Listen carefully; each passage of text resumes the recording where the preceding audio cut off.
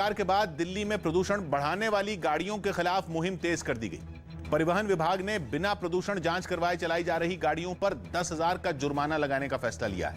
इसके लिए परिवहन विभाग की कई टीमें दिल्ली के कई बड़े पेट्रोल पंप पर तैनात कर दी गई, जो पेट्रोल भरवाने के लिए पेट्रोल पंप पर पहुंच रही गाड़ियों की सख्ती से जांच में जुटी दिखी। जांच कर रहे पुलिस वाले गाड़ी चलाने वालों से उनकी गाड़ी का पीयूसी यानी प्रदूषण नियंत्रण सर्टिफिकेट मांगते दिखाई दिए। ये जो वाहन चालक हैं अपने जो पेपर्स हैं वो दिखा रहे हैं। इस काम में पुलिस वालों के साथ कुछ वॉलंटियर की टीम को भी लगाया गया। अगर कोई भी व्यक्ति पेट्रोल डलवाने के लिए या सीएनजी लेने के लिए अगर वो विदाउट पोल्यूशन सर्टिफिकेट है तो उसको वहीं चालान किया जा रहा है। दावा किया गया कि वसंत कुंज इलाके के सिर्फ एक पेट्रोल पंप पर ही सुबह से दोपहर तक करीब 150 गाड़ियों की चेकिंग की गई। जो गाड़ियां यहाँ आती हैं उनका पेट्रोल लेने के लिए उनका पोल्यूशन चेक कर रहे हैं हम। अच्छा, हमारा मेन मोटिव ये है कि भाई कोई पोल्यूशन ना हो।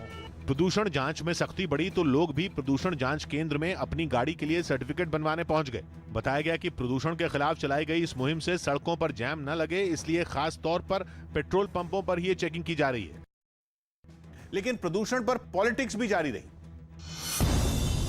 दिल्ली के बढ़ते प्रदूषण पर बीजेपी ने आम आदमी पार्टी की सरकार पर निशाना साधा और विधानसभा में पूछे गए एक सवाल के जवाब के आधार पर तंज कसा। बीजेपी ने दावा किया कि पराली गलाने पर केजरीवाल सरकार ने जितना खर्च किया उससे कई हजार गुना ज्यादा उसके विज्ञापनों पर फूंक डाले। 40,000 रुपए का कैप्सूल लिया गया और 15 करोड़ 80 लाख 36,828 रुपए खर्च किया गया एडवर्टाइजमेंट करने के लिए। आरोप लगे तो जवाब में दिल्ली सरकार ने बीजेपी पर कई इल्जाम मर डाले। दिल्ली में सबसे ज्यादा आज विज्ञापन योगी सरकार का लगा हुआ है। एक बार पूछा उन्होंने क्यों लगा हुआ है, तो जब प्रदूषण कम करने का काम है, जहां पर वो मतलब उनके केंद्रीय पर्यावरण मंत्री को मीटिंग करने तक की फुर्सत नहीं है।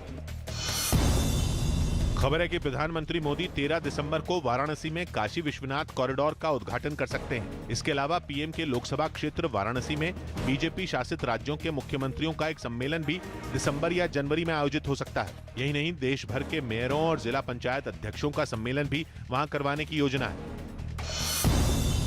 इंडोनेशिया मास्टर्स में के श्रीकांत और एच एस प्रणॉय अपने अपने मुकाबलों में जीत के साथ प्री क्वार्टर फाइनल में पहुंच गए। हालांकि बी साई प्रणीत हार कर टूर्नामेंट से बाहर हो गए।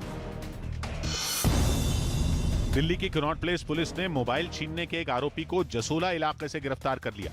आरोप है कि ये कनॉट प्लेस में बाइक के जरिए 20 से ज्यादा स्नैचिंग की घटनाओं को अंजाम दे चुका है। दिल्ली के कल्याणपुरी इलाके से हैरान करने वाली कुछ तस्वीरें सामने आई। वहां बांस की दुकान में भयंकर आग लग गई और बताया गया कि ये आग बिजली के एक तार में चिंगारी भड़कने की वजह से लगी, जिसे बुझाने के लिए करीब 50 दमकल कर्मी जुट गए। जो आग की भयानक लपटों पर पाइप के जरिए पानी की बौछार करते दिखे। आग की ऊंची लपटें दुकानों की छत से ऊपर तक उठती दिखाई दी। आग लगने से इलाके में अफरा तफरी मच गई और लोगों की भीड़ मौके पर जुट गई। आग इसलिए तेजी से फैली क्योंकि दुकानों में बड़ी संख्या में बांस रखे हुए थे। आग बुझाने के लिए दमकल की कई गाड़ियां और एम्बुलेंस मौके पर पहुंची। स्प्रिंकलर का काम हो रहा है और उसके साथ साथ यहाँ पर बीएसएस के लोगों ने फटाफट जो काम किया, मोर्चा संभाला, मुझे लगता है उसकी वजह से एक बहुत बड़ी ट्रेजेडी होने से ये बच गई है। काफी देर तक कड़ी मशक्कत करने के बाद आग की लपटें तो बुझ गईं, लेकिन सुलगती लकड़ियां तब भी चुनौती बनी रहीं, जिन्हें दमकल कर्मी पानी की बौछार से काफी देर तक बुझाते रहे। दमकल कर्मियों ने एक एक लकड़ी को हटाकर ये पक्का किया कि कहीं भी आग की छोटी सी चिंगारी भी न बच पाए। आग अब बुझ गई है, कूलिंग ऑपरेशन कंटिन्यू है और अभी तक किसी के कैजुअलिटी का कोई वो है नहीं, फिर भी सर्च कर रहे हैं। बताया गया कि इलाके में बांस की कई दुकानें मौजूद हैं और आग के वहां तक पहुंचने से पहले ही दमकल कर्मियों ने उस पर काबू पा लिया, जिससे बड़ा नुकसान होने से बच गया। मुंबई के पूर्व पुलिस कमिश्नर परमबीर सिंह को बड़ा झटका लगा। मुंबई की किला कोर्ट ने लंबे वक्त से लापता चल रहे आईपीएस अफसर परमबीर सिंह को भगोड़ा घोषित कर दिया। साथ ही परमबीर सिंह को 30 दिन के अंदर पुलिस के सामने पेश होने का अल्टीमेटम भी दे दिया गया। इस दौरान अगर वो पेश नहीं हुए तो पुलिस उनकी संपत्ति जब्त करने की प्रक्रिया शुरू कर सकती है। इससे पहले परमबीर सिंह को मुंबई क्राइम ब्रांच गोरेगांव वसूली मामले में पूछताछ के लिए समन्स भेज चुकी है, जिसका उन्होंने कोई जवाब नहीं दिया। इसी साल मई में स्वास्थ्य कारणों से छुट्टी पर जाने के बाद से ही परमबीर सिंह की कोई खबर नहीं है।